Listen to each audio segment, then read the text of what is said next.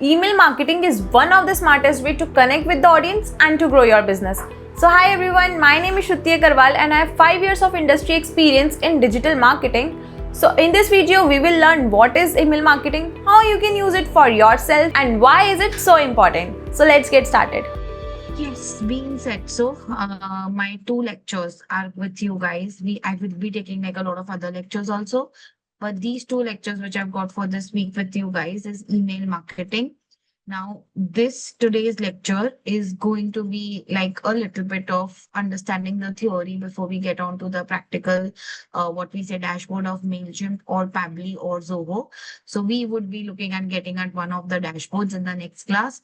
Majority of the dashboard we will be looking at, getting onto the MailChimp account. And along with MailChimp, we will also be exploring Pabbly as a tool because in that automations are absolutely free of cost. Where in MailChimp, you cannot do everything which is free of cost. But both of these tools are equally very good and are equally used in the industry. So today's lecture is first going to be, understanding the background of email marketing as to how the industry functions, what are the different types of email that is, that the brands are sending in the industry.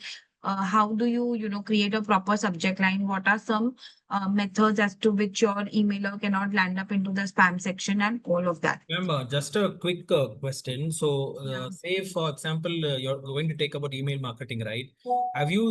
So I'm new to digital marketing as a career. Okay, although I studied in my MBA, it's been a long time. I got into IT and then I'm learning now. So, is it possible for us to specialize in just one or two areas in digital marketing and not just know the basics? For example, if I don't want to know about much about website designing or graphic designing using Canvas or Google AdWords, is it possible to specialize just in video editing or email marketing, or just one or two segments where you're really strong and focus on that in multiple platforms? Or do you need to know about everything? Is that so? How does the career typically look like? Is it expected in the market that you specialize? Or just like a software engineer, is it like you are good in Java, you be in that, you in .NET, you be in .NET? So how does it look like in digital marketing as a career? So if you ask me, there are a lot of paths in digital marketing. So even if I have chosen one single path for myself, like building on strategies, handling social media pages, but when I did my own startup, I did realize that when I had the knowledge of creating a website, even though I outsourced that particular work, I at least should have the knowledge of the portals and of the software so that the third person also cannot fool me or cannot take advantage of the knowledge that I don't have.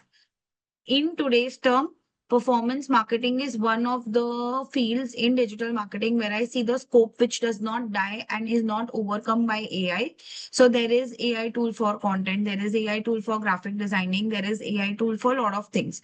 Now, if you ask me performance marketing, if you really like numbers and if you really like to get into performance marketing, the scope of it is very good. Lot of people are seeking for performance marketers, SEO experts, e-commerce experts, SEM experts. So through this course, you will learn each aspect of it. So ideally, it is not bad to have knowledge of everything. And then as per your liking, you can select one of the fields and in which you want to, go ahead and do specialization with. So if you only want to be an SEM expert in running Google Ads and managing those campaigns, you can choose to do that. If you only want to be an SEO expert, which is also in a very high demand in the market, you can choose to do that. But if you want to be like a total of performance marketer in terms of running ads on Google, plus running ads on Facebook, plus doing SEO for the brand, you need to have certain, information about what goes behind making a website, how are the graphics designed, on what graphics, what ads would work the best. So that all knowledge is very inclusive of it.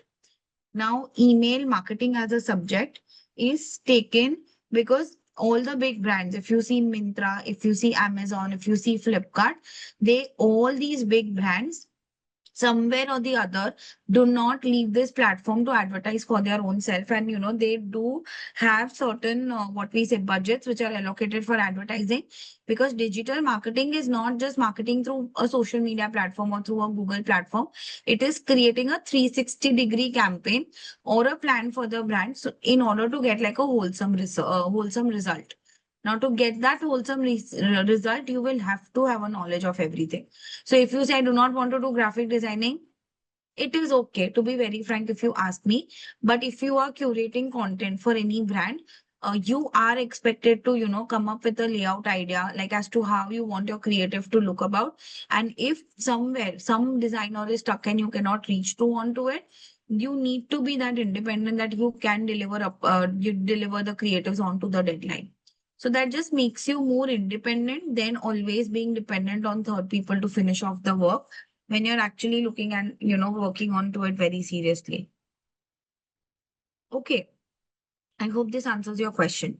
And any platform that is booming or will boom in future, or compared to other platforms that are dying or being taken over, anything like that? No, everything is booming. Everything is Facebook booming. is also there. Google is Okay. also there. Google is Okay. not going to die. Currently, Facebook also does not, it seems like it is going to die. Both Okay. of them are running very strong. So both of them are moving, only the strategies change. You need to really be very creative in terms of the work that you show. And you really need to, be very upscale in terms of any other field that you're selecting. Even if you're planning to start your own business, you need to have the knowledge of marketing to at least give it a direction and sales. Sales तो marketing से ही आएगा. How much ever efforts you put in into anything, ultimately you will have to take the help of marketing to increase your sales. So it's better to have a knowledge of all. Now, can I request all of you all to please switch on your camera? The only reason that I'm into teaching is because I like to see new faces and I like to meet new people, and I cannot genuinely teach to a black screen. This is like my weakness. And I've come into teaching just with one intention, that when I started up my own thing, it's a very small startup, it's not even big, we hardly have like 10 to 12 clients under us yet.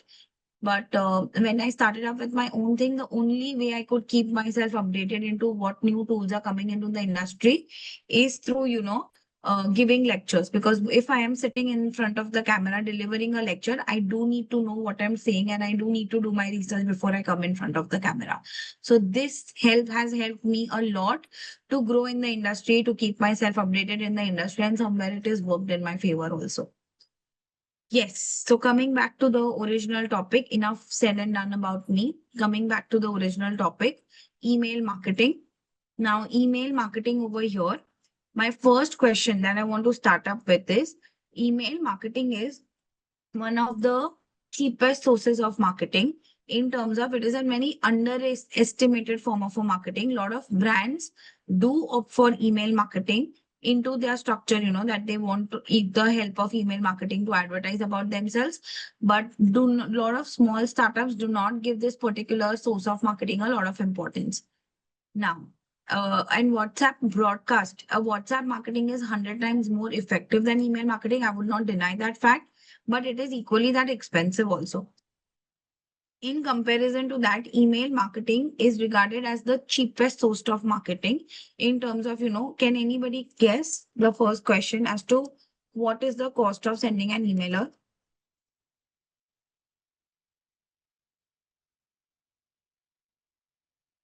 What would be the cost of sending an emailer? When I say it is one of the cheapest sources of marketing, what is the cost of sending one emailer to, say, around 1 lakh of audience? One single emailer. Any guesses? I would love people even unmuting and talking in my class. I would appreciate you guys, coming up with certain numbers, because that's just going to help it, spark the conversation. 20 to 50 paisa. Zero. No, there is some charge. So up to 500 emails you can send absolutely free of cost.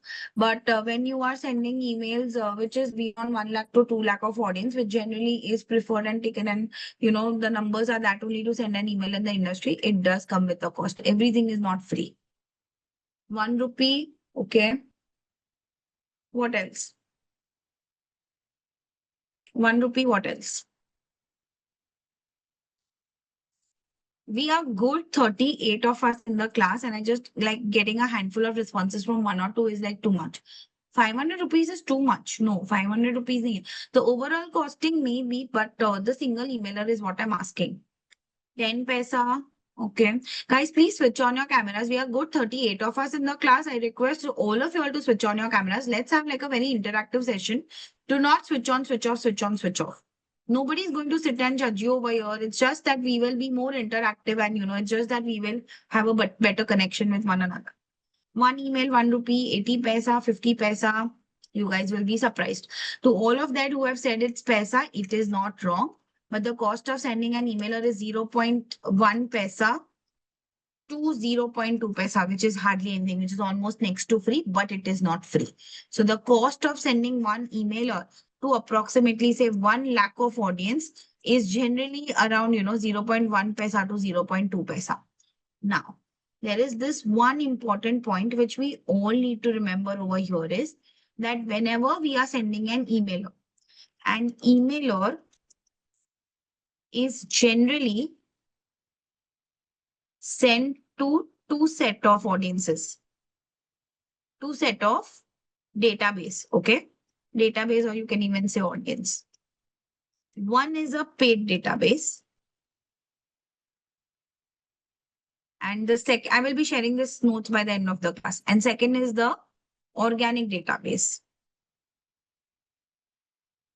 Now, before I go ahead over here, it is not very difficult in the market to get like a paid database. So in say around 10,000 to 12,000 of rupees, you can easily get like a paid database of 1 billion of an audience. But the only glitch over here in the getting a paid database is that either you get a paid database which is pan global, or you get a paid database which is pan India, or you can get, now it is possible, earlier it was not even possible to get a pan data to get a paid database which is pan city or city specific. Like if for example I am from Bombay, so I can get a database of people who are from Bombay. But you know what is the major disadvantage of in a paid database is that there is no age group which is defined over here. So you get like a very generic paid database of all the audience living either in India or pan global, or in Mumbai or Delhi or Bangalore, in any specific city. So if I want a paid database for an audience of say 18 to 35 years of age or 35 to 55 years of age, it is going to be very difficult and it is almost next to impossible to get a paid database of a very, very specific audience. Even if you are getting the authenticity of it is would not be that accurate as compared to what you could collect it organically. There is one more thing over here, okay, which is very, very important in email marketing is that email marketing. Ma'am, can you please increase the font size? Thank you. Email marketing is all about permission-based marketing. I'm repeating what I just said. Email marketing is all about permission-based marketing. So if I am now running any campaign, which is pan India or pan global, and if I get more than 25%, sorry, 25% of a bounce rate on running an email campaign, there are very high chances that the algorithm can block me. I'm repeating what I just said. If I am running a campaign which is to the paid database, which I do not know how authentic the database is, and if I get more than 25% of a bounce rate on running an email campaign, there are very high chances that the algorithm can actually block me or index me. Getting a bounce rate of 2 to 5%, 2 to 5% is very, very normal. Okay.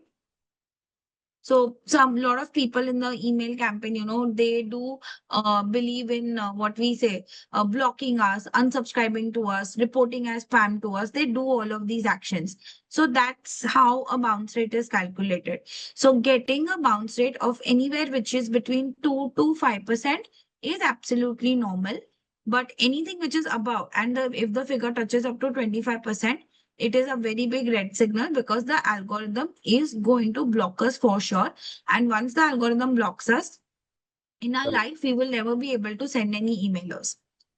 Now, yes, one more point over here, which I want to include is, in order to avoid this 25% of a bounce rate, email marketing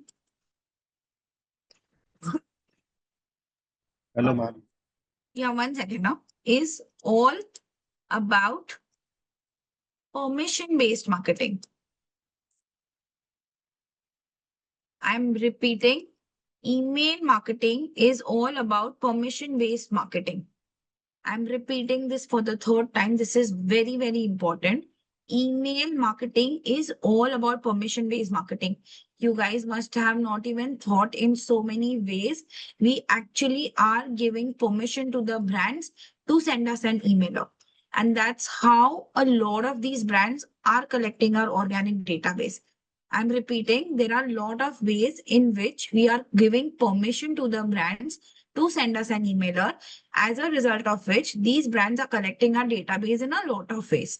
Now, if I am making this statement, email marketing is all about permission-based marketing, can you guys tell me ways as to how a brand would be collecting organic database of the audience so that indirectly they are seeking the permission from that audience to send them an emailer, and indirectly because they are getting the permission, they are directing a lot of email campaigns to them?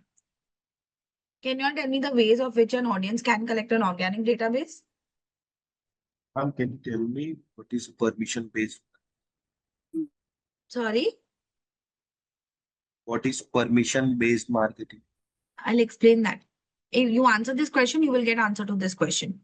No, by What are the offers or ways? warranty or events or by running campaigns where they say like you can participate, give your email and you also consent to do that. Yeah, okay. Very good.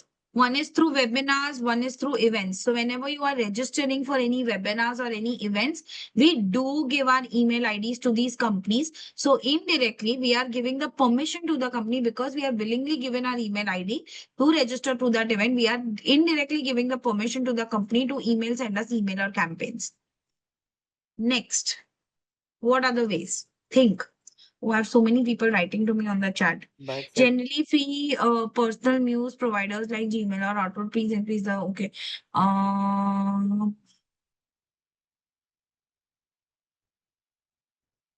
Permission-based marketing, I will answer in this question if you guys answer. So just hold on to it for a few minutes. You will get the answer to this. Don't worry. Email, subscription, cookies, webinars, freebies.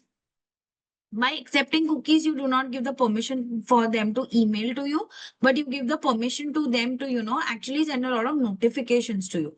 Email permission is only given when you are actually submitting your email ID. Very good. Gia is absolutely right. Another way is feedback forms. referral programs like encouraging the current subscribers to like refer friends, such as like a refer a friend and get up to 10% off if you Very good. Referral programs, feedback forms. Gia also said through ads. So I will just retweak it through lead ads. So when you are running lead generation ads, you do get like a lot of, inquiries that are generated. And along with that lead generation ads, it is a compulsion that you submit your email address. Matlab, it is optional, but of course you can opt for people submitting their email address along with their phone number, first name and last name. So these 4 fields are like mandatory only that the advertisers generally opt for. So through lead generation forms, through webinars, through feedback forms, through referral forms, all of these ways they are generating and they are seeking a permission through content. Sign up forms, very good. Saba said sign up forms. So when you are going onto the website for the very first time, guys, just give me a moment. I will have to have water. Sorry, I forgot to get my bottle. Just give me a moment. But another point is sign up forms. There is one more point. So think on it as to what is the other point.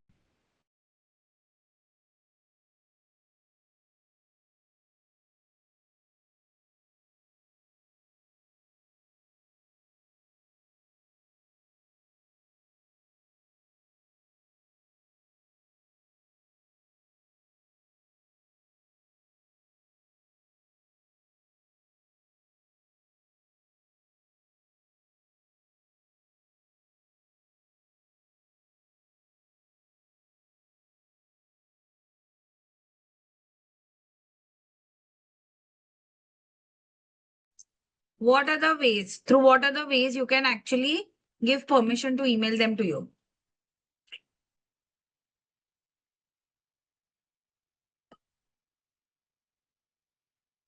Yeah. Ishantu, what you said is already covered. Okay, guys, through what are the ways? Cameras on, everyone. Promotional emails is a type of an email, Umang. You are not wrong, but it is a type of an email, but that does not mean you collect a lot of organic database. I will talk about promotional emails in the further slides to come, but it is a type of an email. What else? Checkout or contact forms, like asking the user to opt in throughout checkout or while submitting the queries. Sign up or Uh, contact forms comes as one point. Very good. What else? Gmail login to any other app. Okay. What else? What else? You know, the last point, you guys have almost guessed 50% of it, but the last point, which is one of the most important points, which you guys forgot, is through brand collaborations.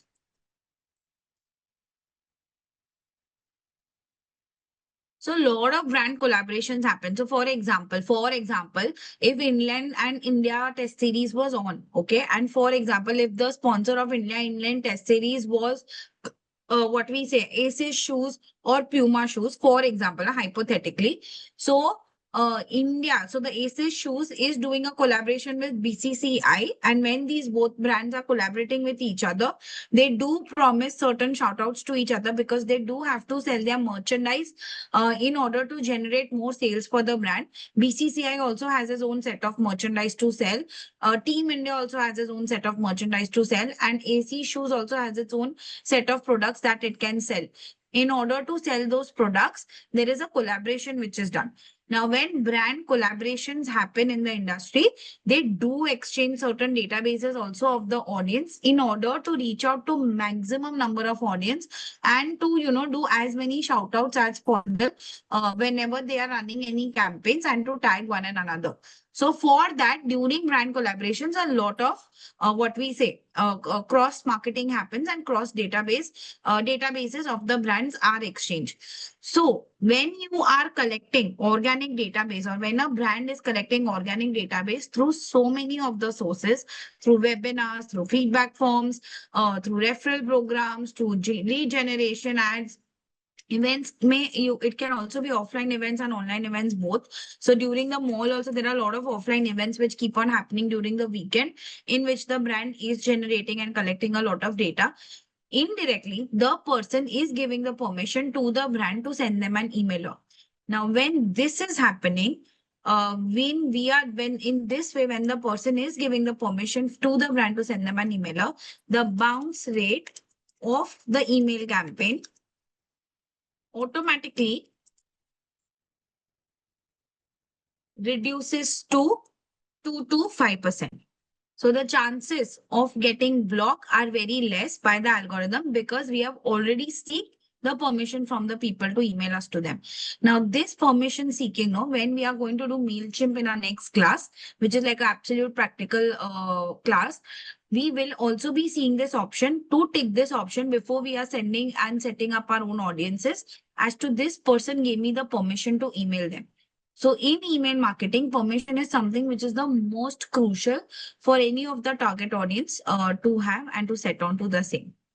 Ma'am, you mentioned Yeah. that system can block you, right? So even if Yeah. it blocks you, what stops the brand from creating another alternate email ID and then keep sending it without See, abusing? understand one thing, the algorithm is very smart. Both the Google and the Facebook, both algorithms are very smart.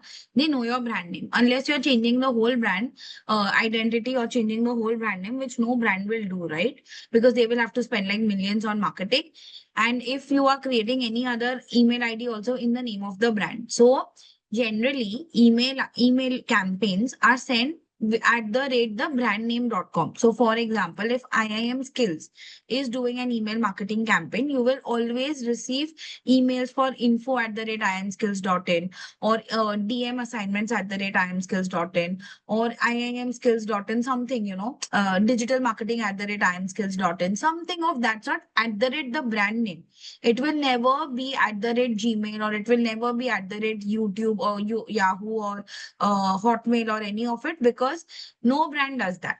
So every brand has its own email address, which has the domain name of the brand into it. So the algorithm ultimately knows only that once I've already blocked this brand, the brand has created another account and the brand is also again remarketing. So I'm not going to allow the brand to do it because it has trust issues. And the consent is also verifiable, is it? The brand cannot fake it, is it? That's a The algorithm is very strong. You and I can't even imagine how strong it is. They are recording every minute of the conversation that we are even having within our own internal house. As per that conversation that you and I are having in the house, we can actually see data on the screen when we are opening our phones.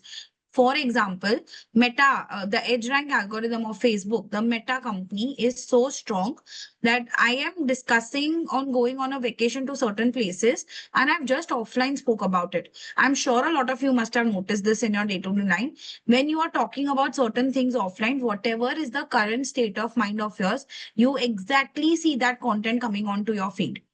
How does this happen? It is just that every moment they are recording everything. It is said and it is proven that even if you switch off your phone for 6 hours, the algorithm is so powerful to track you down where you are and what you are doing and with whom you are. Because the amount of data you've given to them.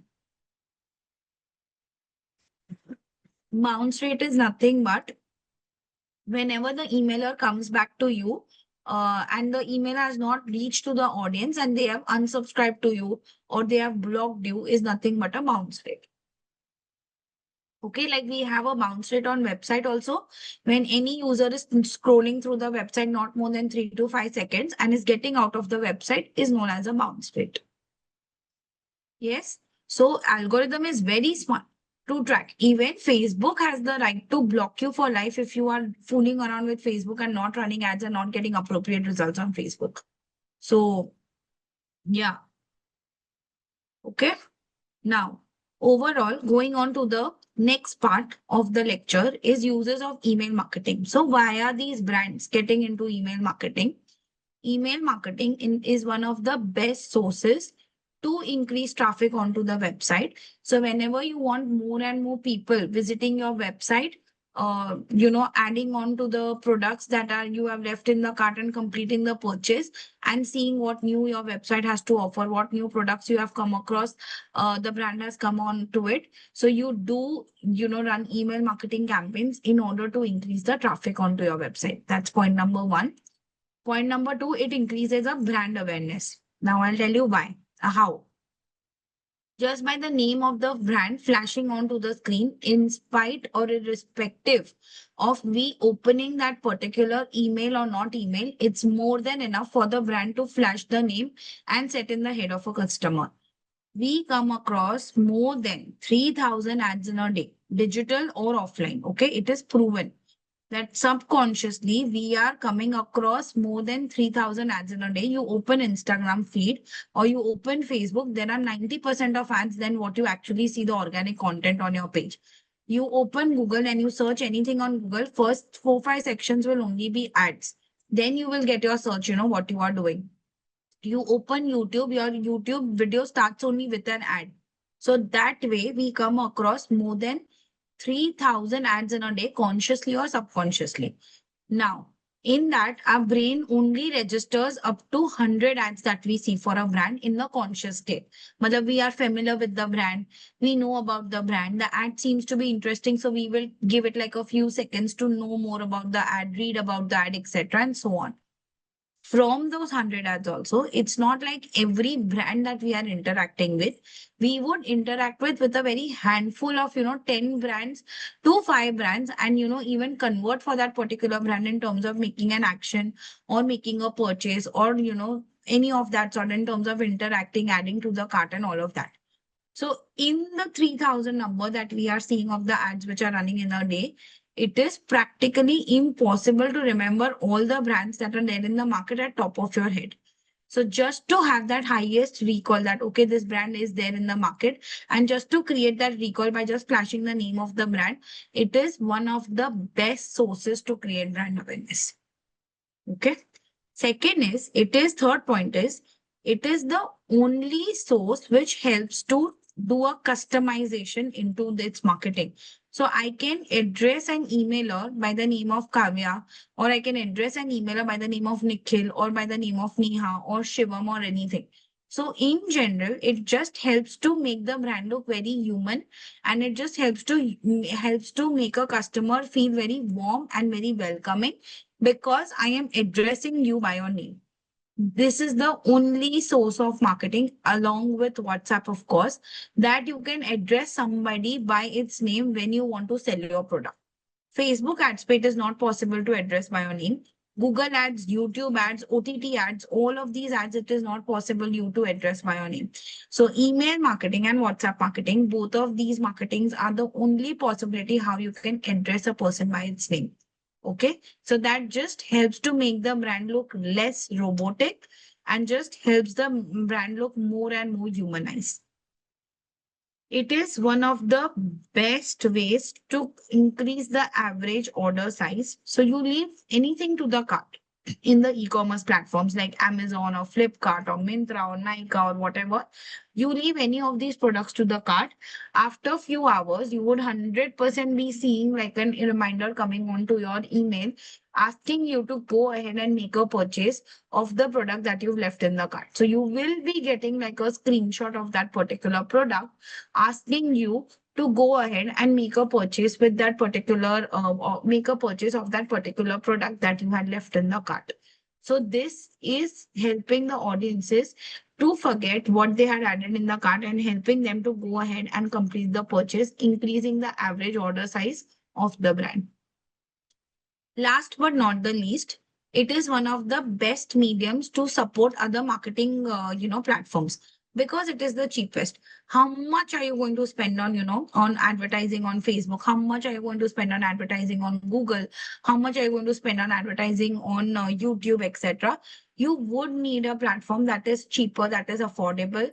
You would need a platform that is more feasible to you as compared to these other platforms, so that you can reach on to the customer, create a high recall, increase your awareness, increase your average order size, and communicate the message that you can.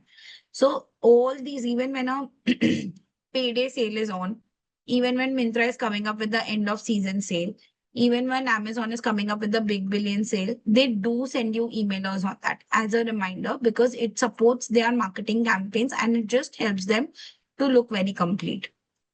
So these are certain points as to why email marketing is important, because it helps to increase traffic onto your website. It increases brand awareness. It is one of the sources, along with WhatsApp marketing, that helps you customize and address somebody by its name, which makes the person feel very warm and welcoming. It helps to increase the average order size, and it supports all the other marketing initiatives. So far, so good. Any questions, any doubts? Oh, we are good 40 of us in the class after like a very long time. No doubt.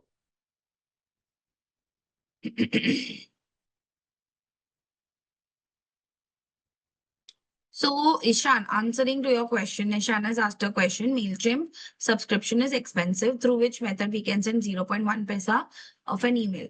So when you are buying a subscription of MailChimp, you do get a lot of, numbers in which you can send emailers to your audiences. In that, when you are sending campaigns to 10 billion or 1 billion or 2 billion of an audiences in quantity, the cost is cheaper. The more you send in numbers, the cheaper is the cost. So now there's like MailChimp, there is Zoho, there is Pabbly, there is Zapier. There is Zapier also. There are so many other tools through which you can send emailers. So we will be looking at that. Do not worry. Next is the most important thing, which really helps in automations. So email marketing is one of the most integral part, is the automation in an email marketing. And there are 6 steps of an email marketing funnel. So whenever you are designing an email marketing campaign, any brand would reach on to you at certain stages. They would not directly want you to always come up with sales for the brand. They would want you to communicate to a story, and then ask you to convert for a brand. Understand, we all are into marketing. Marketing is all about storytelling. Okay. You just can't run a campaign under awareness and expect sales out of it. You just can't run a direct lead generation campaign and expect sales out of it. It is a very wrong notion that people have in the industry and in general that even businesses have in the country. That, you know, I want to run an awareness campaign, I want to run a lead generation campaign, and you generate sales for me. No, it is not possible if you're coming up with that expectation. Only if you are communicating to an audience in the way of telling them a story, are there the higher chances that they are going to convert for your brand better. Now, this first step of funnel is knowing the brand.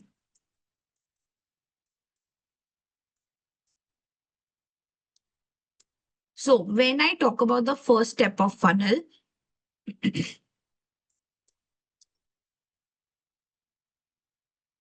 okay, when I talk about the first step of the funnel, which is knowing the brand, it is absolutely necessary and important to understand the IDA funnel. Anybody knows what is the full form of IDA funnel?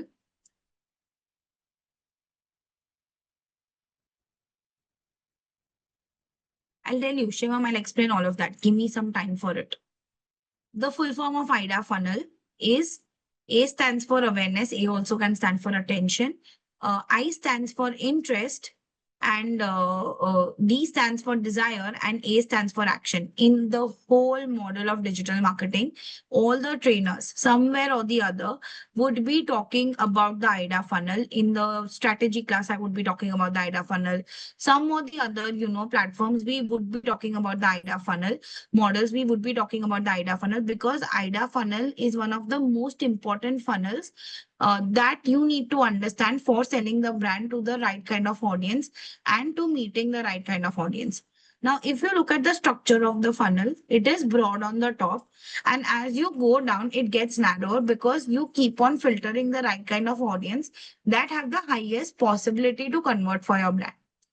Now, when you are drafting an email marketing campaign, you do have to keep these stages of the funnel and the IDA model in your head before drafting any email marketing campaign for you to reach and convince the right kind of audience to convert for your brand. Okay. Now, the step one of this funnel is knowing you. Knowing you also resonates with the awareness stage of the IDA funnel. Now, over here, the aim of this stage is to welcome the customer to the brand and welcome the customer to the brand. Yes. So the first stage of the IDA model is knowing the brand, which is knowing you. So it is also known as the awareness stage as per the IDA funnel, which is welcoming the customer to the brand. Now, my very simple question to you guys. When would a brand actually, at what instances, rather, would a brand actually send an emailer about educating the audience about them? I'm repeating what I just said and I'm asking this question again. Think very carefully before you guys answer. At what stage of a brand's life would a brand run an awareness campaign, or would a brand run an email campaign which is about creating an awareness about what they are? At what stage of a brand's life?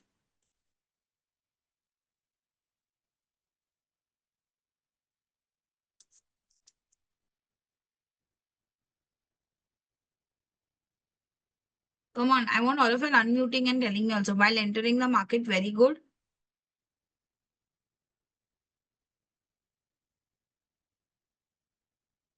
While introducing any new sub brands or any new brand.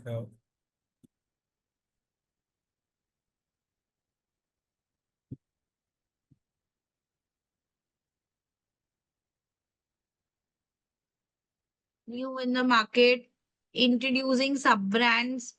I will also retweak it at introducing sub brands, new products, etc. What else? When it had been What there else? for a long time, but the next generation of customers may not even be aware. So to revitalize a brand or reinvigorate, you can probably run the older story of it. Okay.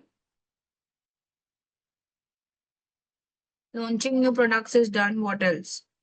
Starting, okay. Okay, I'll just retweet to what Mohan Kumar said. So, when a brand wants to target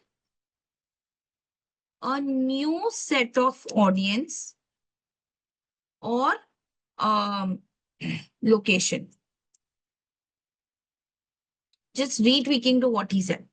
So over here, I'll explain this point with an example. So with SBI Bank, what is happening off late is SBI Bank has a very loyal customer, list, which is in the age group of approximately 40 to 55. Now that 40 to 55 years of age is a customer that they have. It's absolutely loyal to the brand, would prefer SBI over HDFC, Axis, etc., ICICI Bank and all of that. But the younger generation, who are the new honeymooners, who are the newly married, who are entering the corporate world for the first time, they always prefer an Axis Bank or an ICICI Bank or an HDFC Bank over an SBI Bank. So this is like a problem statement that has happened for the brand of late, that they are not being able to communicate with the right set of younger audience, which can be the potential customer of the brand in future. They are only stuck with the older audience who is investing in a brand more and more.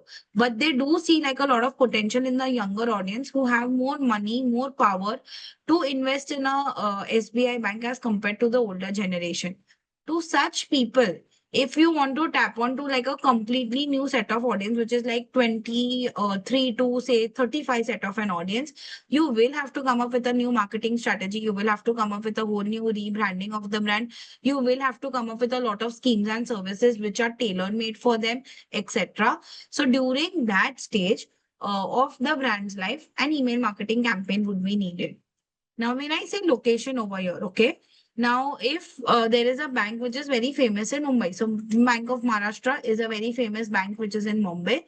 But if Bank of Maharashtra wants to expand its branches into Kolkata or Delhi or Bangalore and all of the cities, why would somebody invest in Bank of Maharashtra, right? Why the name Maharashtra? They would rather invest in a bank which is globally accepted, for them traveling and all is easier.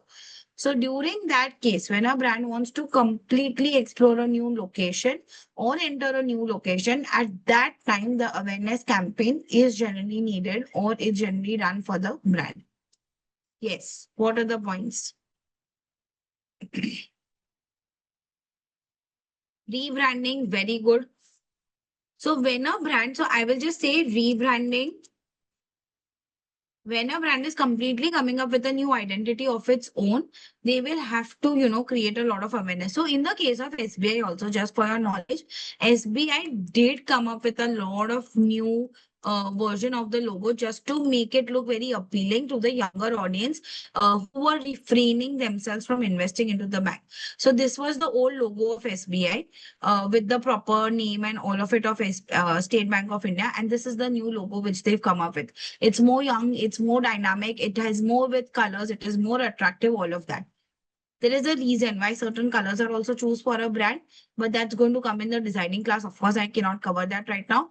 But if you generally look at all the banking sectors in the country, HDFC, then SBI Bank, then ICICI Bank, all of these banks or these brands somewhere have used blue color in their logo because it stands for trust, because it stands for responsibility, and it depicts those adjectives. As a result of which these colors are chosen for the brand. Okay, so they did also like a lot of big rebranding to attract the younger audience, just proving that this bank is open to you also. And there are a lot of schemes that, the bank has come up for you also. Okay, another last part over here is when a brand is coming up with an innovation. So awareness of the brand is there. Like for example, Nike. Nike is a very old brand. Everybody is aware about the brand Nike. Probably it might be at the top of our heads, when we want to buy a sports shoes or a running shoes or any of those shoes or clothing accessories or any of it. It will be at top of our head.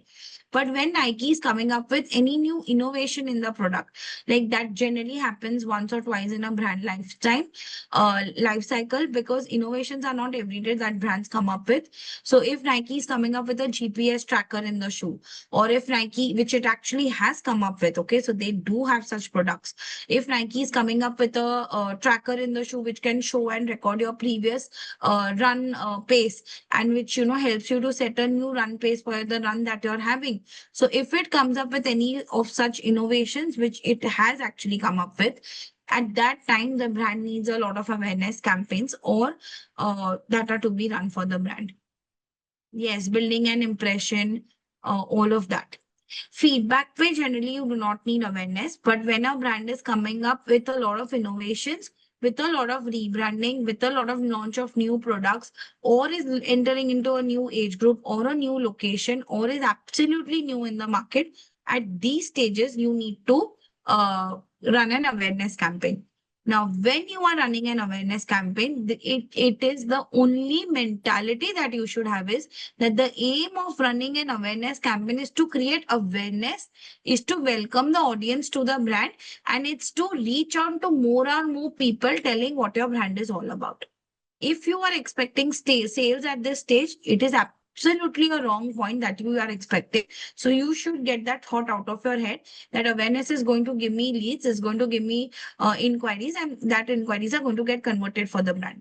It may give you inquiries, but it may definitely not give you sales at this brand. But yes, it may reach on to a lot of new people by creating awareness for your brand.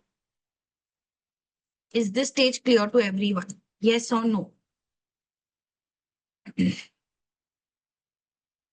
Great. Yes. Next stage over here is liking you and trusting you. So liking, generally comes at the second funnel of the IDA model, okay?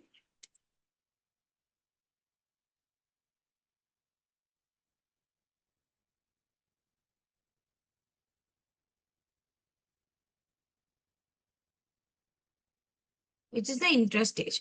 Now, my question to you guys is, can you all tell me what type of content? First, everybody switch on your cameras. I'm seeing like a lot of black screen only, which I'm talking to.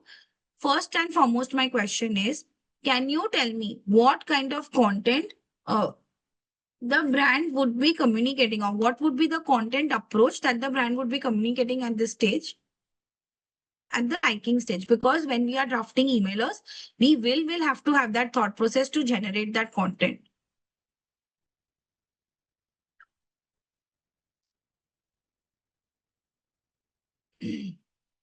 My voice is gone today. What content the brand would be communicating at this stage? Guys, switch on your cameras. All of y'all.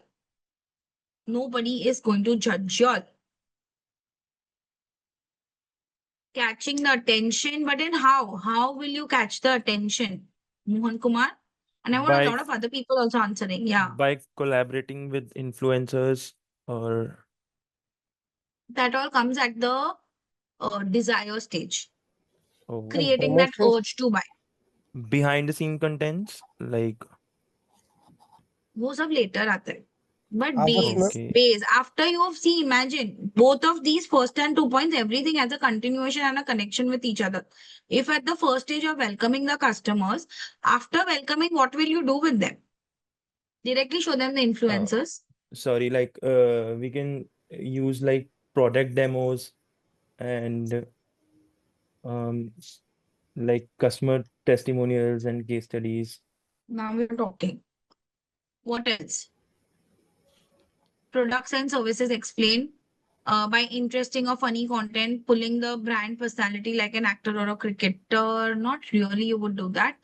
When somebody signs up or giving them email information about the new product, very good. Tell the brand how the brand will work and help. So maximum of your answers are right now on the right stage. So understand, before I start explaining the liking stage or the interest stage, this remember for life. Marketing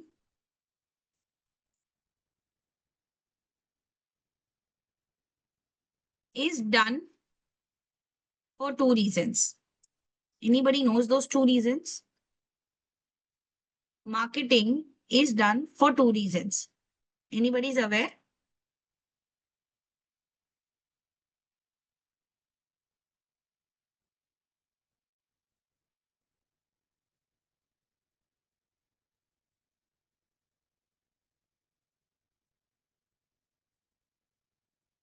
This remember for life.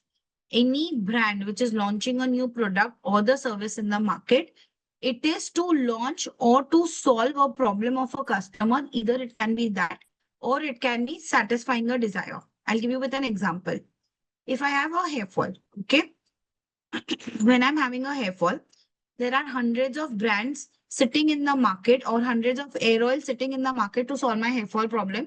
There are hundreds of shampoos sitting in the market to solve my hair fall problem. I just have to educate the people that this product is going to stop your hair fall and this product is going to stop that problem of yours which is bothering you.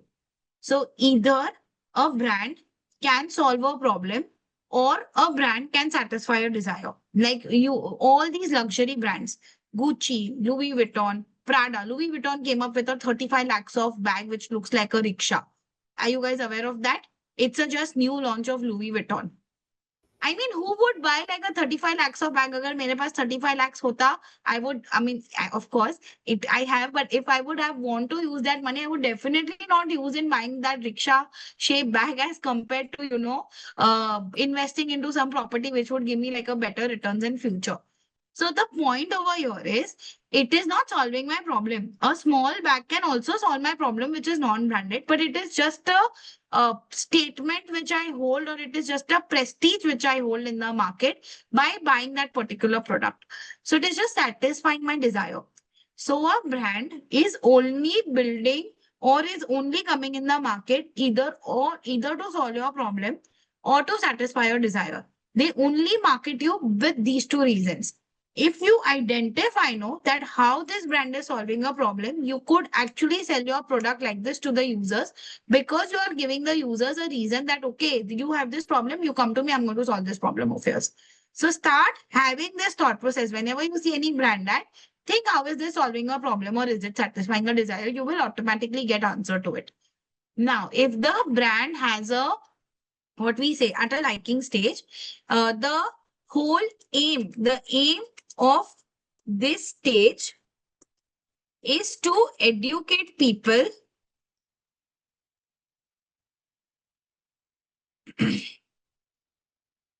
about the USP, which is the unique selling proposition of the brand, USP of the brand, or to give them logical or rational reasons to invest in a brand.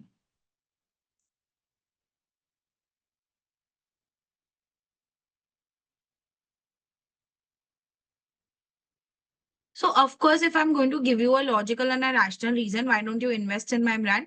Then only you are going to get, what we say, then only you are going to actually invest in my brand. Like iPhone is almost at the verge of launching a new phone.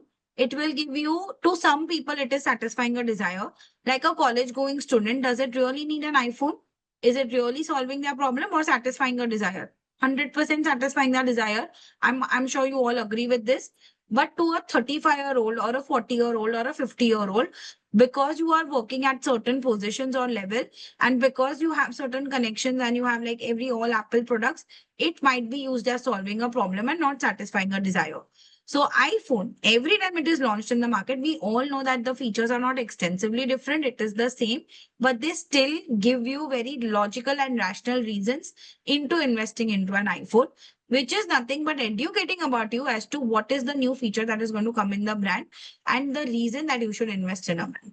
So whenever you are writing content, okay, for what we say at the liking stage, to attract the customers after you welcome them to the brand, is you have to educate and give them reasons as to why a person can invest in your brand.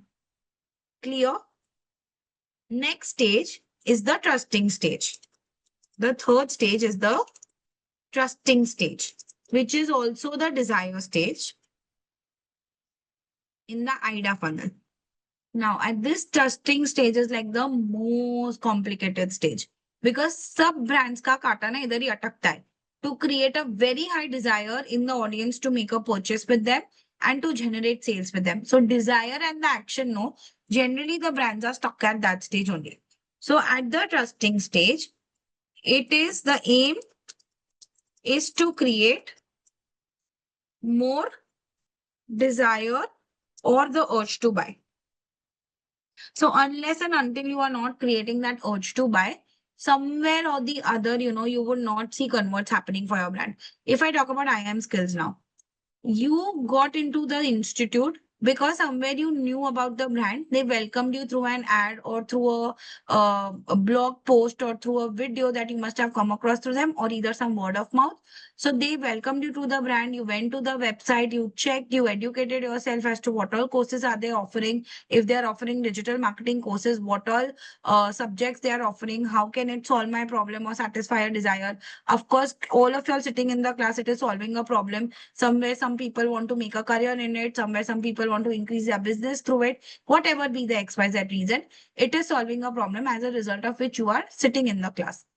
Third stage, how did they get that urge in you to buy or invest into this particular brand is there can be two content approaches to this, okay?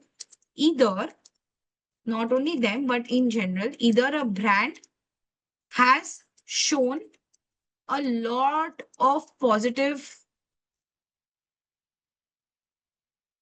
testimonials of people using the brand. Either it can be that, or what higher brands do is they I just don't know how to reframe this.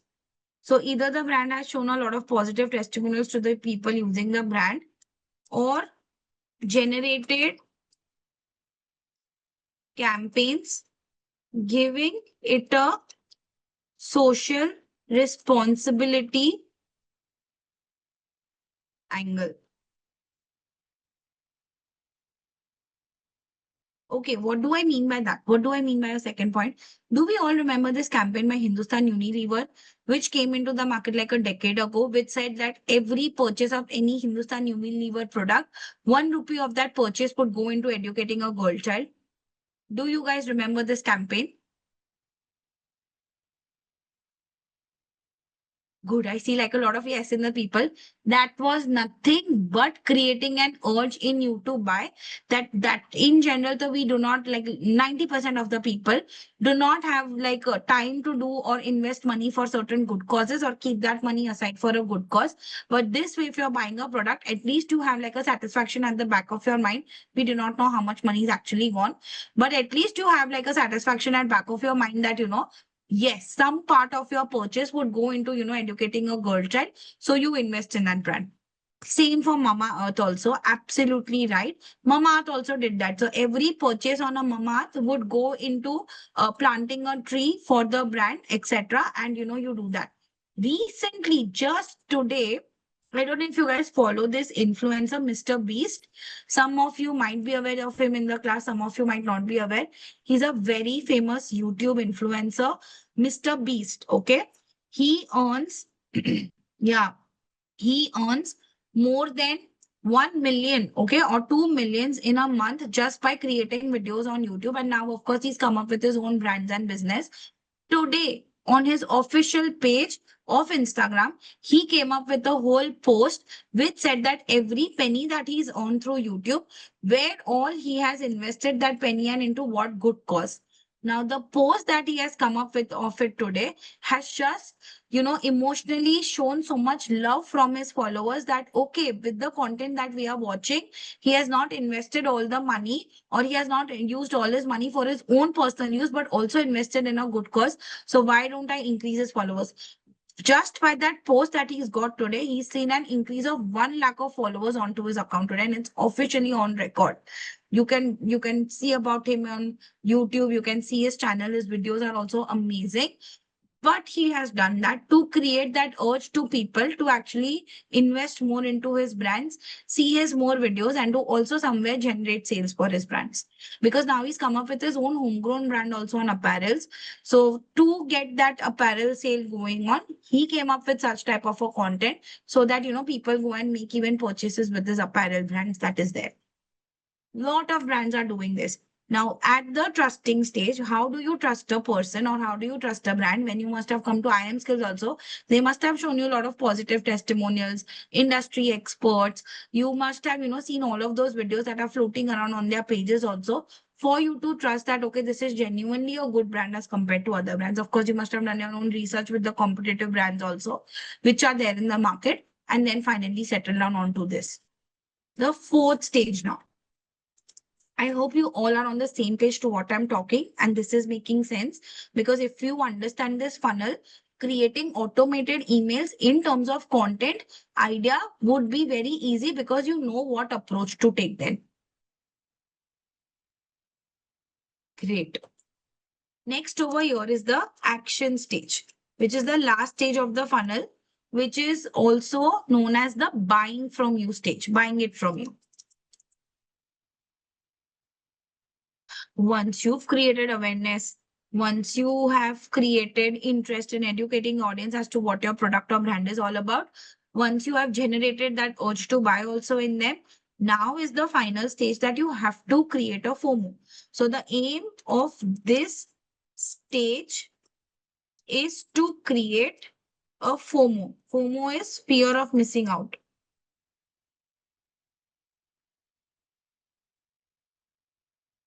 So it's like now or never. Abhi karo when I'm going to lose on to this. So if you do not buy from the payday sale, which is for so and so limited time on Amazon, you're going to lose on to the best deals. Lifestyle end of season sale is on, H&M end of season sale is on, Marks and Spencer's end of season sale is on. So get the best deals before it is out of stock. So creating that FOMO effect, that take that action right now. What are you waiting for? And generate that sales is nothing but exactly the aim at, when it comes from buying from you. So the aim of this stage in terms of content is creating like a FOMO effect. It's now or it's never. If it's now for you, the time for you to invest or you lose on to everything. So they must have also given you deadlines as the batch is starting now. The scholarship is for so and so time, early bird offers, all of these terminologies that you come across in the industry is nothing but convincing the audience and telling them this is the urge to buy, that this is now or this is never, that you lose on to this offer. A lot of times when you are even leaving products to the cart and you just forget about it, you do get an emailer for the emails that are left onto the cart saying that this is an additional 2% off onto the product that you've left on the cart. Why don't you go and complete your purchase? So it does create like a FOMO effect. We do see such messages coming onto WhatsApp. We have missed you. It's been so long, I've heard from you. Here's another 1 hour of a flash coupon code extensively for you. They don't miss you. They miss the purchase that you're not doing from the brand.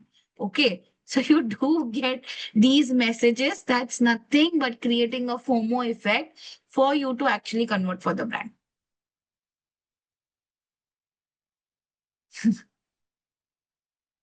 Providing quality offers, creating an immediate scarcity. Exactly. Yes, Umang, you're absolutely right on whatever you have said. So these are all play of words that, people use in the market to do that. Now, when you want to create automations also, because not everybody is sitting, you go on to Airbnb website, they are not sitting there to see who has come onto the website. They are getting more than 1,000 users in 1 second coming onto their website. They have so much traffic which is generated on the website. So they are not sitting there sending emailers manually to everyone and hi, we welcome you to the website. Know more about our deals. What properties are you looking at? It is all automated, which we are going to learn the next class. But this is exactly how it is done in this particular structure. Is this structure clear to everyone? Are there any questions or are there any doubts? Next 2 stages is very simple. After you have bought from a brand, they do, force you for a repurchase on the brand. So I bought this hair oil from this brand, which I saw on Shark Tank, Avimi. And they came up when I had bought a hair oil, which would work for 30 days. So at the 25th day, I started getting messages from the brand. We assume that your bottle is almost at end of finishing. To see better results, why don't you make a repurchase from the brand? To make a repurchase, this is an additional off that you are going to get. So they do, encourage you to buy again from the brand. They are not manually doing this. This is all automated, that they do it in. And we are going to see that automation on our next class. Last is referrals, which I don't need to speak about. So here are six stages of funnel. Whenever in terms of content also, you plan to draft an email or campaign for a particular brand, creating awareness, creating more liking for the brand, getting into the more trust for the brand, and finally convincing the audience to make a purchase of the brand, you exactly go into this format. Is this understood by everyone? Can I get like a quick thumbs up?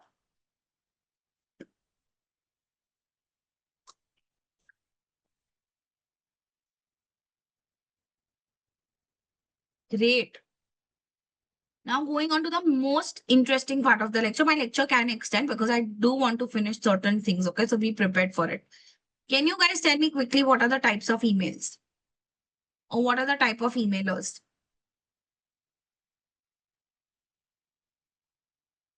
What are the types of emailers? I've already said one name, like I'm saying it since the start of my class. I want proper names. What are the types of emailers? Spam is not a type of an emailer. Promotional is one. Newsletter भी promotional में आ जाता है. Welcome email, very good, Gia. What else? Sponsored. Transactional. Sponsored is never an email, it is an ad that runs on an email portal. So sponsored you should never say. Transactional, feedback, offer mails Business come into email. promotional mails. Yes, sorry. Business email. Business emails, okay. What else? New product launches. Marketing email. Birthday emails ऐसा कुछ होता नहीं है, but yeah, होता है. You can automate that also. Event, etc. Marketing email. Marketing emails come under promotional email. Let's get into it. Now, I want your thought process to think in this way that whatever types of emails that we are seeing, can you connect these types of email to the funnel stages that we just learned? Okay. So the first type of an email is a welcome email. Now, welcome email can go at the first stage of the funnel, which is knowing you.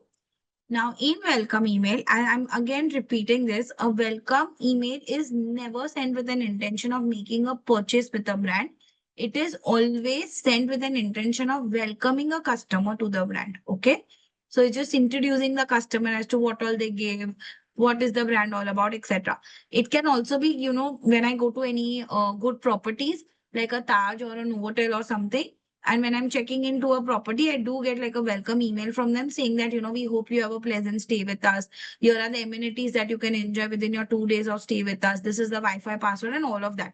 So it is basically just sent with an intention of welcoming a particular customer to the brand. Personal email, cold emails, transaction emails, education emails. Okay, good. Good answering to me in the class. Next is the promotional email. Now, listen to me very carefully. This is the most common type of an email which is sent in the industry. Since it is one of the most common type of an email which is sent in the industry, it has the it has the lowest open rate.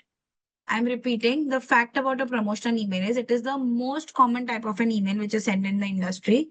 In spite of it being the most common type of an email, it still has the lowest open rate. Okay. Now, when I talk about the lowest open rate, there is a twist in this also. If I open my Gmail, 1 second, wait, I'll explain better then.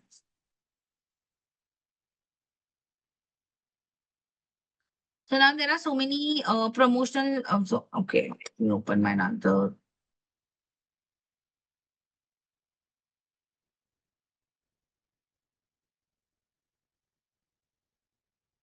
So you can see there are so many promotional emails over here. Over here, all of these promotion emails that I've got from these brands have the lowest open rate.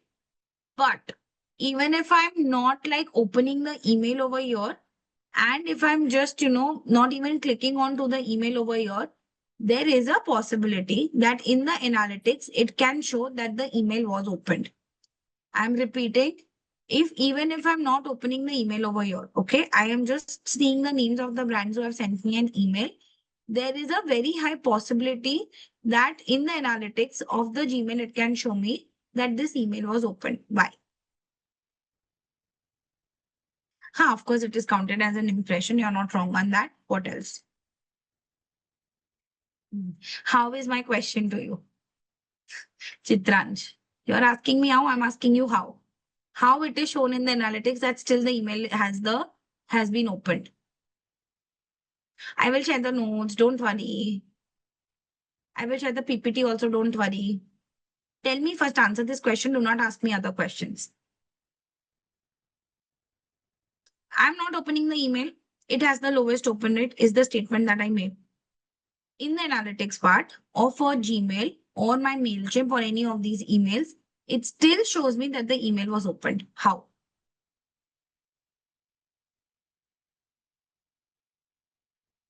Tell me. Think. Unless these basics are, clear, no, you cannot sit and draft an email. No, soft open जैसा कुछ नहीं होता है. You and I do not, a common layman may not know how to code. Then what? Permissions, what type of permissions? Solving the mystery. There is this option of marked all as read. Do you see that? In spite of me not opening the email, I gave the algorithm the instruction that consider all of these emails marked all as read, because I do not like that, bold thing coming onto my screen. So what did I do? Except for the sponsored emails that are there, all my organic non-sponsored emails are marked as read. Now, because this command is given on to the email, in the portal, in the algorithm, it will show that the email was opened, but again, it will show that it has the lowest open rate. Just because of this option, it will show that it was open. This is one part of it.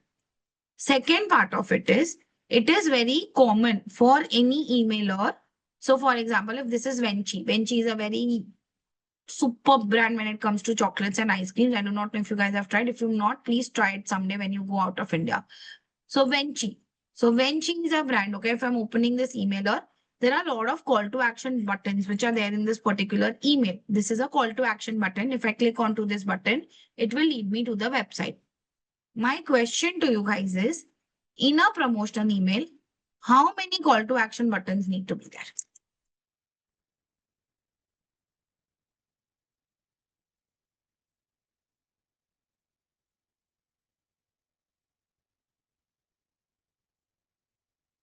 In a promotional email, how many call to action buttons need to be there? 1, 2, 3, 1, not more than 1, 1, 1, 2, 2, 3. Everybody has a different opinion. Not more than 1 or 2. I'll tell you why. Now we will connect this with the reasons of our emailer landing into the spam also. Okay, so you will connect it.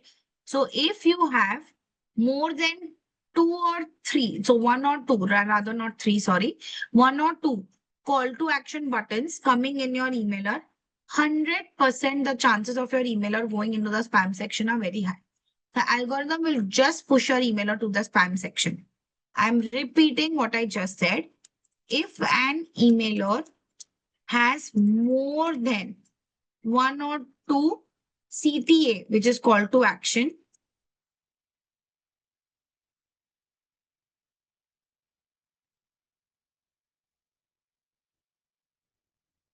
chances of an emailer landing into the spam section is very high. So ideally, whenever you are drafting a promotional email, it is always better to have either 1 or 2 call to action buttons. Otherwise, it's going to be very confusing for the user also who's seeing that email. An algorithm is just going to push your email into the spam section.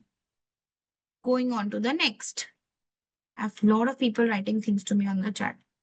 Yeah, one can be not in the header, but one can be in the between, and another can be at the end of an email. That's more than okay.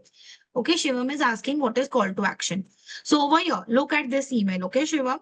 If I'm clicking onto this button which says find store, now anything which is in bold and which is in the box and is clickable is known as a call to action. Now mug up these terminologies because it's going to use for Facebook ads also, it's going to be used for Google ads also, and all across the course. So if I'm clicking onto this button, a new link has opened, which is leading me to the website of Venchi, where I can explore more products and all of that. So this emailer has driven more traffic onto that website by giving a link to the website in the email. So whenever you're drafting an emailer, you definitely need to have a website, and it's like a mandatory that you have a website. And that's exactly why you design a call to action. So next class, when we'll be designing an emailer, you will get an option to design a call to action over here. Clear? All of y'all? Next, going on to the next type of an email, which somebody guessed in the chat, is a retention email. Now, what is a retention email? Can anybody tell me? What is the meaning of a retention email? Unmute and talk now. I do not write so much on the chat. Not more than 2, Shivam. Not more than 2 you put on the emailer. Not more than 2 call to action. Tell me, guys, come on, what is a retention email?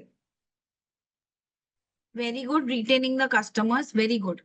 What more? Keeping like current customers or subscribers engaged over the period. Okay. Holding Little the more depth. Yeah. holding the customers back to their platform or the website to provide the offers, something like that. I will just tweak to the point that you said because you're absolutely on the right path. I just don't want to confuse people more. I just want to tweak to what you said.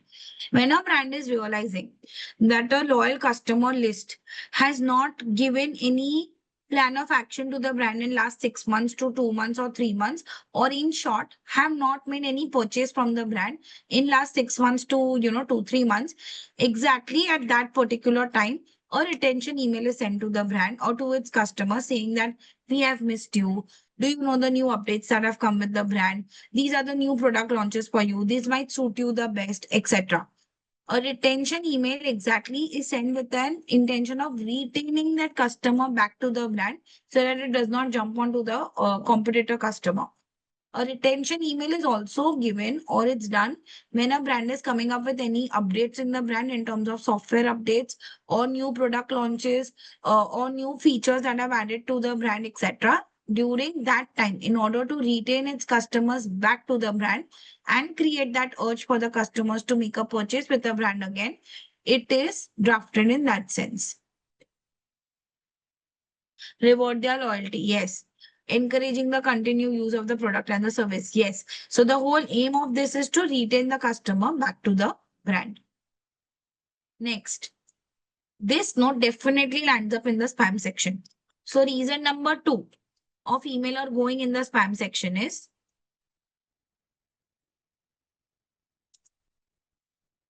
when an emailer is sent to a paid database without any objective or goal, it 100% lands up into the spam section. When an emailer is sent to a paid database without any objective or a goal, it is 100% that the emailer lands up into the spam section. So all these cold emails that you see coming on to your email address where you've not shared the data with the company, 100% there is a very high bounce rate and they do land up into the spam section. And I do not know what they do after that. Next is transactional emails. What are transactional emails? All that OTPs, verification codes, one-time passwords that you get onto your email is nothing but a transactional email.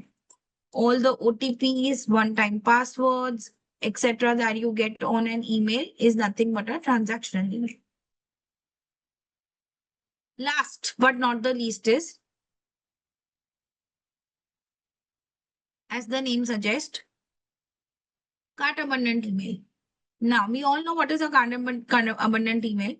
But my question to you guys, what is the right step for the brand? So if I have left something to the cart In how much time span should a brand send me a cart abundant email?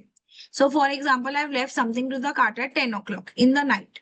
So, how much time frame, or in how many hours should the brand send me a cart abundant email? Answer this question. Ma'am, please repeat. Okay. If I have been scrolling through Amazon, Zomato, and if I have left some product to the cart at 10 o'clock in the night and I slept, in how many hours should Amazon send me a cart abundant email? 2 hours, 12 hours, 24 hours, 48 hours, 4 hours, 12 hours, 24 hours. Don't know. Don't write, don't know. Give me an answer. Generally, no. 90% of you guys are right. A cart abundant, if you are sending an email in 2 hours to 4 hours to 8 hours, it will look very desperate from the brand end. You are sending an email. If I've left something to the cart at 10 o'clock, you will send me an email at 2 o'clock in the night. It will look very desperate from the brand end, and it will look very what we say, cheesy from the brand end to do that. A cart abundant email is generally sent between the time frame of 12 hours to 24 hours. So within that only it is sent. So when a brand is completing around 12 hours, it generally shoots a cart abundant email. It does not wait for it to go to 24 hours, because 2 days back, what I wore or what I've had in dinner, I barely remember that.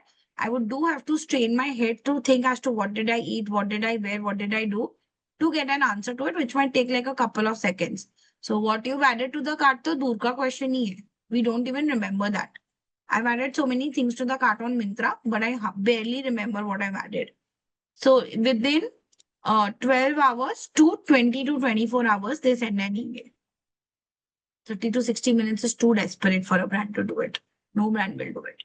Unless it's an airline brand and you are booking an airlines for tomorrow, then only they will send you. Otherwise, they will not send you. No, but they still do not do that. They still do not do that. They do take, around 12 hours to 24 hours. Excuse me, ma'am. Okay. Yeah. Can you please explain cold emails again? Yeah. So these cold emails are those set of emails which are shot by the brands with no objective. मतलब वो ऐसे ही तुक्के में they have just shot that emails in terms of getting any inquiries or in terms of getting any business from the users. But there is no objective in which they are shooting. There is no defined goal in which they are shooting. They have not even seek the permission from the people. They are just shooting it to the paid database. So that's nothing but a cold email. So generally it lands up in the spam section. If I do not, it looks very spammy. People think that it's like a fraud email. Somebody is hacking, trying to hack my email or sending me an emailer. That's why they generally report as a spam. And it lands up also in the spam section. Because the algorithm will also keep a check on what content you're writing in the email. If the content is not matching to the, what we say, expectations of the algorithm, it will put the email into the spam section. So I'm doing a quick revision of different types of email: welcome email, promotional email, retention email, cold email, transactional email, and cart abundant email. There might be a lot of other types also, but these are like the main ones that we need to focus on. Coming on to the last part of my lecture, which is like the most interesting part of my lecture. It will take more 15 to 20 minutes, but bear with me because I do want to complete this before my next lecture. How to write a good subject line. So if you see over here, this is the screenshot which I've taken on the mail which I've got previously. Can you observe and tell me certain mandatory points that need to be a part of subject line?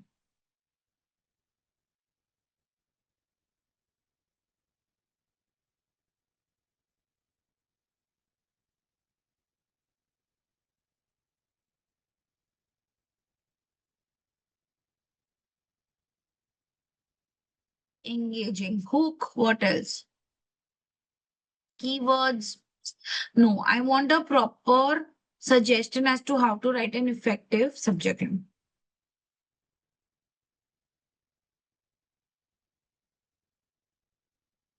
Okay, I go with Jia's answer and Chandan's answer of problem solving and highlighting the problem, as S. Gauri also said.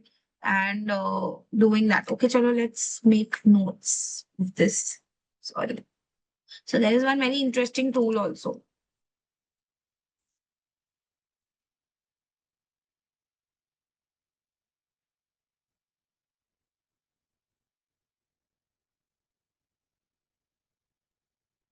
Key points on writing an effective subject line. Okay. What are the key points? Somebody said that it has a question. So subject line needs to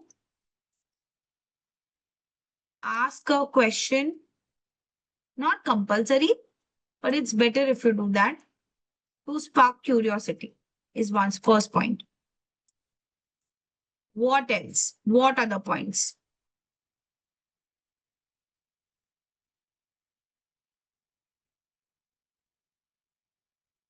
What are the points? Unmute and talk. I'm okay with that. Some great offers, Sorry. some great offers, sale or offers. Okay. Okay. I will just reframe that using more numbers in the subject line.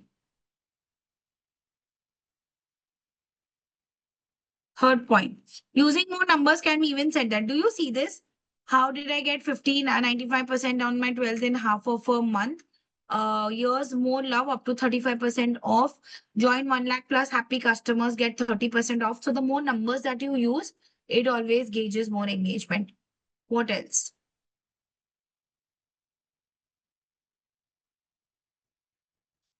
Clickable, focus on value, keywords. Keywords जैसा कुछ नहीं है. Okay, when people are talking about offers, I would like to put in one more point. Never use the word free in your subject line. I'll tell you why. Third reason of your email landing up into the spam section is using the word free. Using the word free can be one of the reasons as to why your emailer can land up into the subject, into the spam section. So the third reason over here is avoid using the word free in the subject line. Replace it with best offers, deals, etc. Okay, you can use all of those words. Do not use the word free. Now, if you look at my screenshot, I think somewhere the word free is used over here. So you will ask me, so over here, Mama Ata said, monsoon sale is here, buy two, get one free. So you will say, ma'am, they have used a free word. Why are you saying a no to use a free word? Look at the kind, so many emails that I've got from Mama. If you are starting a brand from zero and you are doing an email marketing campaign for the very first time for the brand, in that scenario, you should not use the word free. Because A, the algorithm is trying to understand your audience. You are trying to expect that the algorithm reaches to right kind of an audience and get you that value that you're looking for. Exactly for that reason, if you use the word free, it looks very cheap and it actually, depicts that you're not a very serious brand and you want to give everything for free. As a result of which, the algorithm pushes your email to the spam section. So it is advisable if you're sending so many emails in a month, like 20 emails to 15 emails or 30 emails, then one of or two of your emails can use the word free. But the maximum times that you're sending emails, replace the free word with best offers, deals, all of that. That's okay. Never use the word free. What else? Come on. Focus on the value. We can include the product name. Okay, focus on the value. I'll just retweak it to highlight the USP of the brand. Before I got into this subject line, I forgot to ask one question only to you guys. Highlight the USP of the brand. Okay, now my question to you guys is, there are two things in email marketing that we see on the screen over here. One is a subject line and one is a preview text. Can anybody tell me, looking at the screen, what is the subject line and what is the preview text? Because we will be expected to write that on the portal. What is the subject line and what is the preview text? Sorry, my bad. Only I forgot 20 to ask. Subject sale is sub- on, get 20% off that one. Sorry, it's a preview. The second example, how do I get 95% in half a month? That's a subject. Ekta's Digest, that's a preview. Okay. What else? Any other views or everybody agrees to what he said? The text which is in the bold is a subject line and the text which is in the not bold is into the preview text, which you guys are absolutely right. Great. We all know that. Now over here, just retweaking to what Gia said is, give the value of the product. So you can highlight the USP of the brand. Now, the most important connection to this is, whenever you are drafting a subject line, you should always use the question, or you should always think of the question when you're drafting is as to what, and when you're drafting a preview text,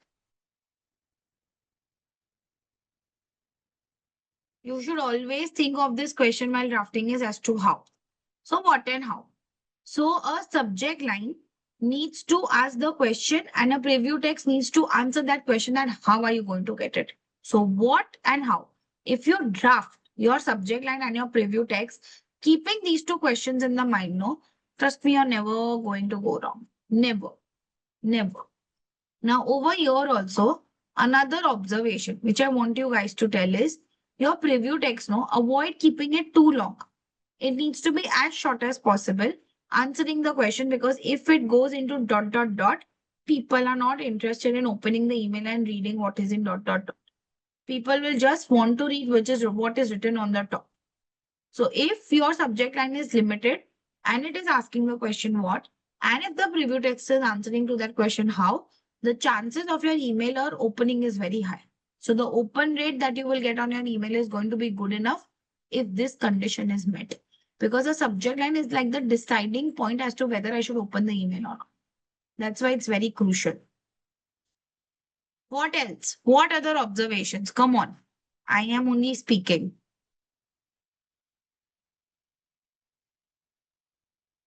Benefit is the USP, Ishan, which I've already mentioned about. What else? There are so many points, guys. Okay. Speaking on to the next point. Your subject line, it is advisable not to draft a subject line more than 6 to 7 words. It is advisable not to draft a subject line more than 6 to 7 words. Because psychologically, the ideal viewership time is only 3 to 5 seconds. So in that 3 to 5 seconds, if you're not able to convince the users as to what you're going to speak, they are not going to open your email. So even if you're scrolling a reel, 3 seconds to 5 seconds max I give to a brand. And if that brand does not interest me or the reel does not interest me, we all scroll. So in that 3 to 5 seconds, if you have too much text onto your subject line, good. Yeah, thank you, Umang. Next is avoid using spammy or negative or bad words. Avoid using that. Okay, so that's point number 7. Because if one also foul language is used, immediately it will land up into the spam section. Okay. Next point, which is very important over here, is it's a very stupid point, but still it is considered to be an important point. Your subject line should always be in the sentence case format. Your subject line should always be in the sentence case format. Sentence case matlab kya? One capital and all other small letters. First letter needs to be capital and all the other letters need to be small. If you are highlighting something, then only it can be in the sentence case or the lower case format. But other than that, you can do that. You can also use this that every letter of every word first letter is capital. That is also fine. Okay. But generally it is written in the sentence case format. No all caps. Next point is use minimal punctuations. Avoid using too many exclamations, avoid using too many full stops, too many underscores, too many hyphens. Do not do that. Relating to this is avoid using exclamation marks also if you are starting your brand from zero.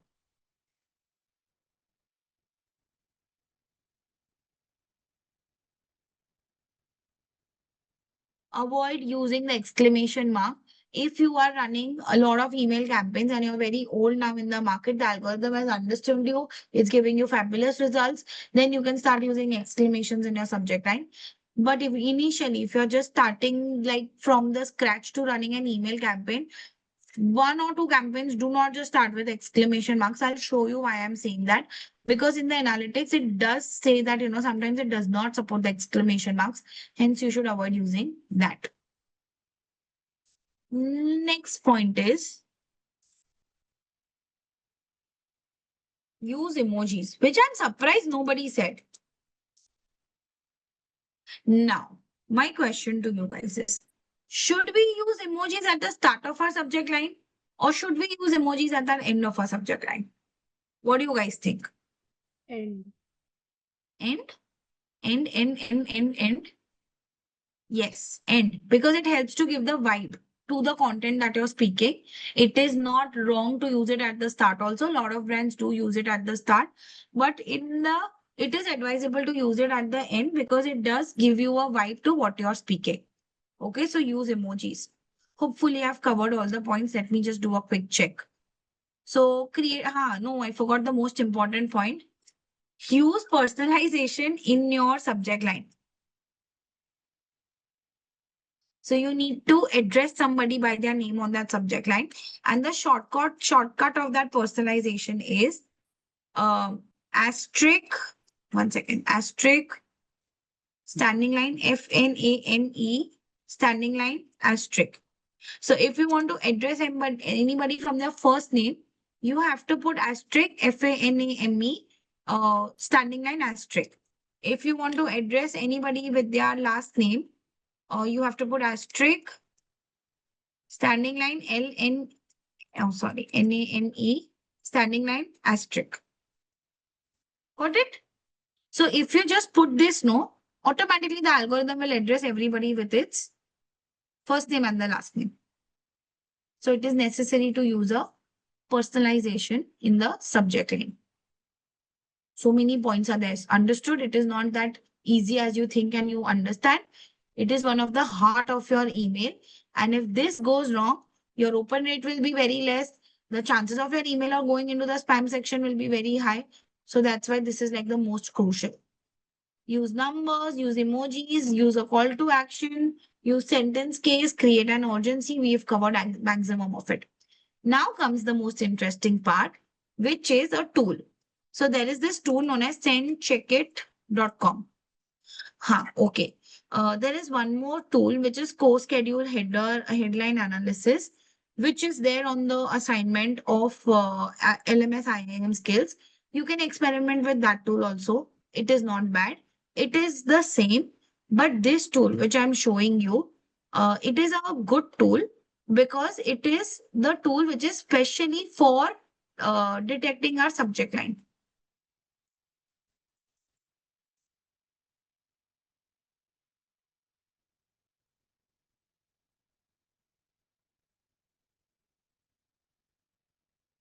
Yeah. I'm sharing the link of this tool onto the chat. Now, before you guys experiment with this tool, let me just show you all how this works. It's a free tool, absolutely free tool. There is no restriction or limitation to this. This is a free tool, so we all can use it. So let me show you all that how to use this tool. So if I'm entering a subject line, say for example, let me first put a personalization, asterisk.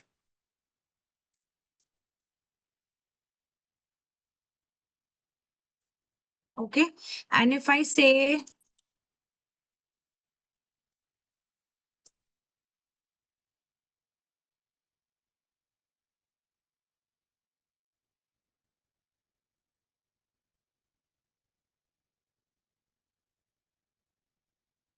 And if I want to put like an emoji to it, so there is this website known as Emojipedia. I'll show you the link of this also. This is also a free website where you can pick up like a lot of emojis. Arey, don't anybody write in the chat. I will be sharing the notes by the next class. So do not worry about that. I've told once, do not repeat it, please. Music. So I just need to search about an emoji and it will automatically show me like a lot of options of emojis in the music. So say for example, if I like this particular emoji. So I just click on to copy. Why is this ad showing me again and again? I'm not interested to buy this product. And I'm simply going to paste it. So my emoji is pasted over here. I'll re-show what I just did. So if I want to take on a travel emoji, I just have to enter the keyword. There are so many travel emojis. I can pick up any one. I can just click on to copy. I can just go back to sendcheckit.com. It is it, yeah. And I can paste it. Control V and it will be pasted. Now, I'm going to click onto this option of send subject line. It is going to ask me to register. Let's register.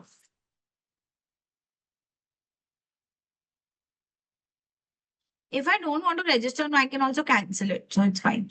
So now over here, I've got my score. I will give you all of your time to do this because we are going to do this practically only right now. So I will give you all your time. Do not worry about it. And this is going to be like my activity for the day, which you guys have to mail it to me. So over here, I've got A plus points over here. Now, on what basis have I got this A plus points? Let's check that, okay? So over here, it just says that my subject line ended in 6 words and it contained 34 characters, which was very good. Next was it had a positive score. It did not have any negative words to it. This also is very important. Do not use the word ray or forward in your subject line because sometimes when we do reply to emails, it comes as a ray or a forward. So do not use that. The word free was not used in my subject line. There were no spammy words that were used in my subject line. No bad words were found in my subject line. No exclamation marks were found in my subject line. So it's that important, okay? Because this is one of the criterias in what we say, analysis of your subject line. No all caps was found. It was in the sentence case format. No extensive punctuations were found. There was a personalization to my subject line. The negative part of my subject line was I did not ask a question which I should have asked to get a better and a higher score. And it was not in the all lowercase format, which is fine, which is not important. And the best part was I used an emoji. Any subject line which is scoring A or A plus onto this website is considered to be a very good subject line. So if your subject line is coming approx B or C, then the chances of your email or landing up into the spam section is going to be very high. So this is one of our very good tools, okay? So there is course schedule also, which you guys can check in your free time because it's a headline analyzer. But this is extensively for subject line, okay, which is there. So it does help you to analyze how your subject line is. What Can does I what does explain? the subject line actually mean? You just said first name and then put some symbol. So is this So a I put a content, right? So I just put a content. So for example, if you look at this creative over here, the holy sale is on and it is expensive. So the Paytm insider is telling that the holy sale is on and then it is telling in the preview text, basically the content. Subject line is nothing that the content, what your emailer is all about. I get it. So suppose if you want to use it for say Spotify or something, how would you actually put it in place of the F name? What will you use it and will you just say top 25 songs or you just add the word F name or F name? Spotify has come up with this most interesting campaign right now, which is Spotify Rap. If all of you guys are aware of it, it just gives you like a more personalized experience to what playlist you're listening to. So if I want people to download more of Spotify Rap or be a part of that campaign, my subject line can be, so that F name is nothing but giving a personalization, because I said no over here in the notes that when you want to use a personalization, this is like a short form. So you do have to command to the algorithm that address everybody to its first name, whomever you are sending an emailer. But for the algorithm to address it to the first name, you do use the code which is FNAME. So my content for the Spotify can be, are you a part of Spotify Wrapped? Have you seen your own personal data yet? So something of that sort can be my subject line. So it's So basically you'll writing put a that person. content as to what my emailer is going to be all about, giving a synopsis of it. Got it. So you'll put that person's name plus then you list like top 25 songs of India. Is it? That's how you'll actually send the mail, is it? The person's So name we and then write the person's name, and reframing to what you said, we write the content for what our emailer is going to be all about. got it. Okay. Like how in our school days we used to write letters, and then we used to write like a subject in which we used to give like a synopsis as to what the letter is all about. Same logic, sir. Got it. Got it? Can I share Yes. like an activity of the day with all of you guys to use this tool? Is there any other questions that you guys have in subject line? Just to add personalization, you can't use some random name and then make it look unique so that the algorithm will click, right? I This can't is use. the algorithm's rule, sir. If you do not want to add it also right now, it's fine. It will just give me a lesser score. That's it. See. Okay. Because that F name is unique, so it's scoring you high. And relatively, what score is considered good? Like compared with what? Like what is the number? Anything which is A plus is considered good. Now, if this is B, I do know that I have to improve somewhere. Okay. I have to improve my content in shorter terms. Right? Okay, can I give you the activity for the day? And can I ask all of you all to mail that activity to me? All my lectures, which I will be having henceforth with you guys, be it on any subject, e-commerce or video marketing or graphic designing or whichever is assigned to me with you guys, I will be leaving the class with an activity to be done for the day. This is nowhere related to the LMS assignment. This is a personal trainer activity giving to its students, which has to be done and sent to me on my emailer. But just do not spam my emailer with any other questions. Just give me the activity that I'm saying for. Otherwise, it's too difficult for me to, answer to those questions on an email. So please understand that. This activity, you will be sending me screenshots for the following using this app. And I just want a screenshot of this part. What content you have written and what is the score. I'm giving you a brief also for it. Okay. We all are aware about this dating app Bumble. Let's make some activity which is very unique. Okay. So dating apps are also brands which look to advertise a lot more familiar with. So we all are aware about this particular. I'm giving all the details. Just hold on to it. We all are aware about this brand Bumble. So I'm writing down to it on the chat. Brand is Bumble. Okay, which is a dating app. A lot of people find their soulmates, dating people, dating lovers, etc. onto that app. So the goal of this is, I'm writing the goal also in the chat. I will send the chat. Just give me a minute. The goal is convincing the users to install the app and use the app. Asking them to find their soulmates, etc. Okay. So the goal of the app is to convince the users to install the app and to use the app, asking their asking to find them their soulmates that whom they could date with and go ahead with and all of that. Now the task is write a subject line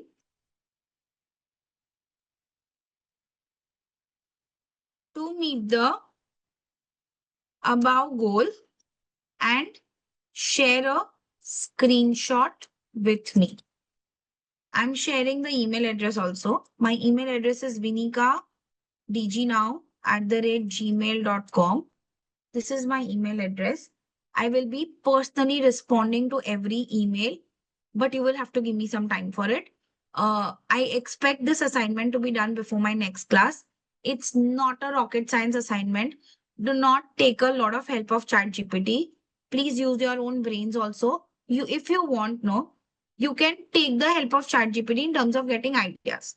But ultimately, give it your own human touch to it. so that you yourself are confident that, okay, if I'm getting a brand mumble to handle, and if I'm going to write a subject line, what kind of thoughts and subject line am I writing? Grammatically, if you want to, ask GPT to frame it in a nicer way, then it's fine. Or even you can use Grammarly to removing your grammatical errors, which is okay. But do not completely copy paste ChatGPT is my only request to you guys. Okay. So it's better to have a content which is generated by you so that I know the thought process.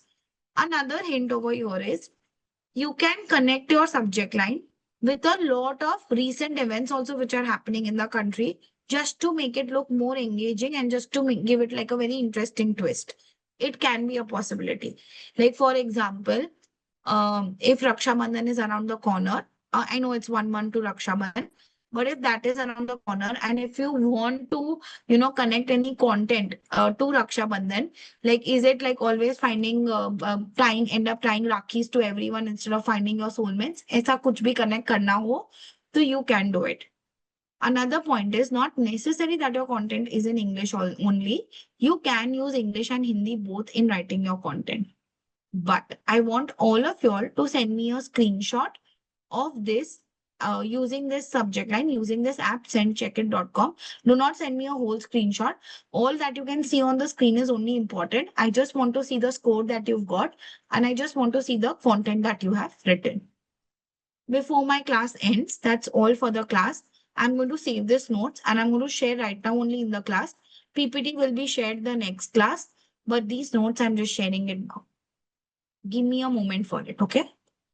And if you guys have any questions in the assignment, please feel very free to ask me so that we all are on the safer side. You guys have this email address of the institute also, which is DM assignments. Do you guys have that email also? So please mark them in CC also, okay? So mark them DM assignments in CC also. And I'm sharing my notes in the class. It's getting uploaded. You guys can download it. Officially, the class is over and I get to sleep now. It's been a very long day. It is hard finding a soulmate anywhere and everywhere, right? Soulmate is hard. But if you want to get into situationships and live in and all that, it's easy. Mumbai is considered as a city where finding the love is the most easiest in 2025, as per statistics, if you guys are seeing the news. I hope it was an interesting lecture, and I hope to see you all on Thursday. Bye-bye, everyone, and a very, very good night to everyone.